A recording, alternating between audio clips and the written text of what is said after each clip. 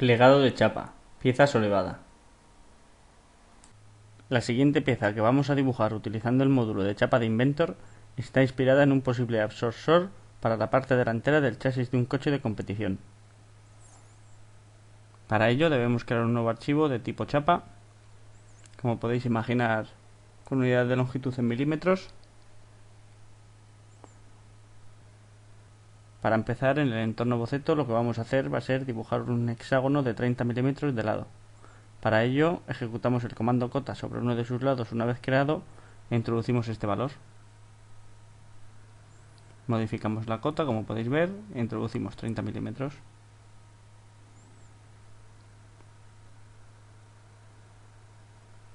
Podemos eliminar la cota ahora. Terminamos boceto y en el entorno de chapa ejecutamos el comando desfase de plano. Esto lo hacemos para desfasar el plano XY una distancia de 60 milímetros y crearnos un boceto sobre este.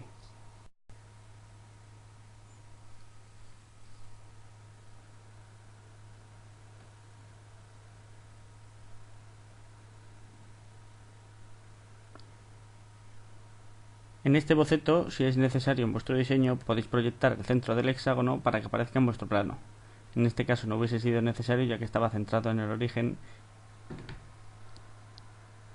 Ahora lo que vamos a hacer va a ser dibujar un círculo de 25 milímetros de diámetro centrado con el hexágono.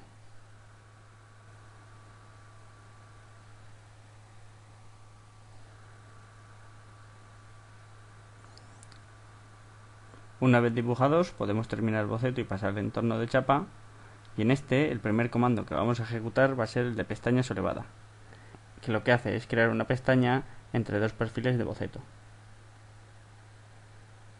Aparece un cuadro de diálogo y seleccionamos los perfiles creados y ya se muestra una vista preliminar.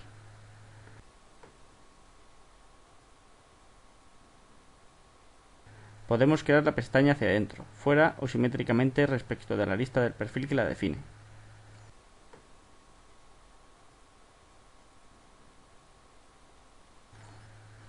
Además, podemos obtener un resultado moldeado o con salida plegadora.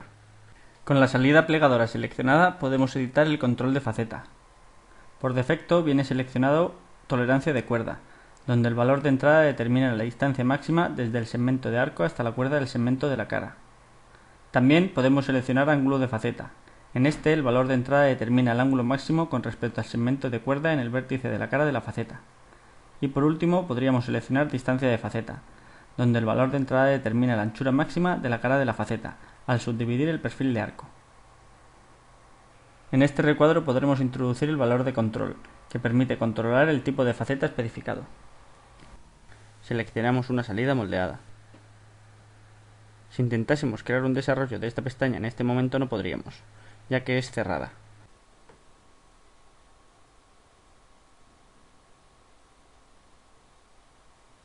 Para poder hacerlo debemos ejecutar una rotura. Ejecutamos el comando que recibe ese nombre en la subdivisión modificar. En el cuadro seleccionamos tipo de rotura como de punto único y seleccionamos una de las caras triangulares con el vértice en la parte inferior, es decir, en la parte del hexágono. A continuación cogemos como punto uno de los extremos de la base, para que de esta forma siga la dirección del pliegue. Podríamos editar el tamaño de la separación y utilizar uno diferente al definido en la regla de chapa escogida. También podríamos seleccionar la dirección de la rotura.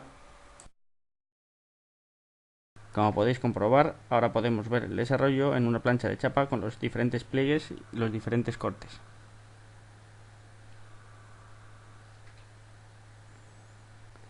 Ahora volvemos a la pieza plegada y ejecutamos el comando pestaña para generar unas fijaciones para el absorbor. Seleccionamos una de las aristas del hexágono y dejamos como longitud 25 milímetros de distancia en la pestaña. Para que quede alineado con el plano del hexágono, introducimos un ángulo de 77,33 grados. Desplegando el cuadro para ver más opciones del comando, seleccionamos esta vez una pestaña de tipo anchura, introduciendo una anchura de 20 milímetros.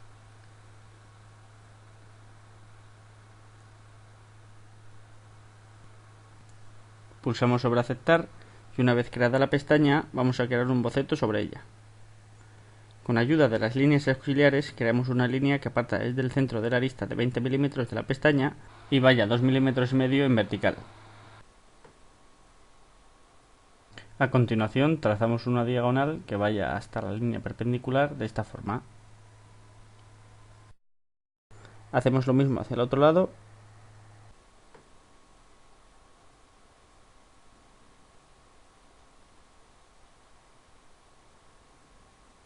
Por último, trazamos una línea vertical que cruce la pestaña de este modo y terminamos boceto.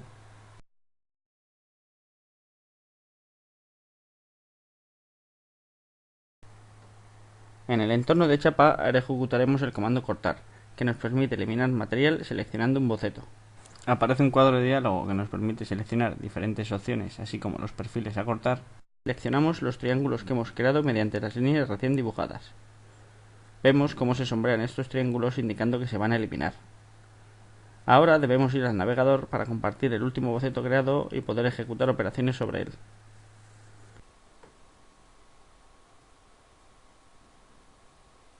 Una vez hecho esto, ejecutamos el comando pliegue a través de línea, el cual nos permite plegar una cara de chapa a lo largo de una línea de boceto que termina en las aristas de dicha cara. Al ejecutarlo, hacemos clic sobre la línea vertical que cruza nuestra pestaña. A través de esta línea se realizará el pliegue. Seleccionamos la dirección del pliegue con estos botones y dejamos un ángulo de pliegue de 90 grados. Podríamos seleccionar la posición del pliegue del mismo modo que en comandos anteriores. Incluso podríamos editar el radio de plegado, introduciendo la magnitud que deseemos.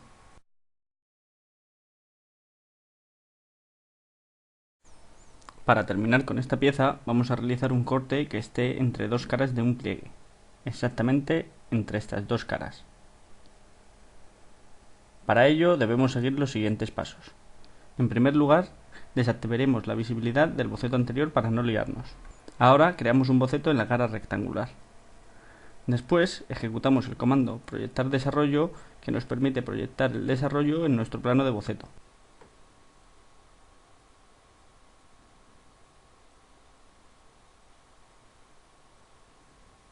Como vemos, aparecen las caras seleccionadas en el plano que estamos trabajando en nuestro boceto. Por último, dibujamos el rectángulo en el desarrollo.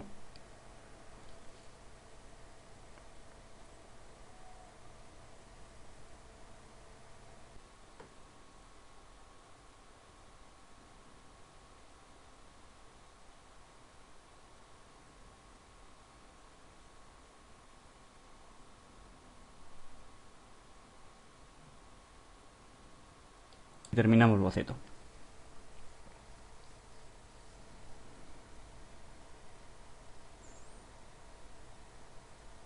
Para terminar con el corte, lo que hacemos es ejecutar el comando cortar, seleccionamos nuestro rectángulo y activamos la opción de corte en pliegue. Pulsamos sobre aplicar y, como vemos, el resultado es el esperado. Hemos conseguido realizar un corte entre dos caras de pliegue que no pertenecen al mismo plano. Se podrían crear más fijaciones utilizando el mismo método en el resto de aristas del hexágono. Si vamos al desarrollo, obtenemos el siguiente resultado.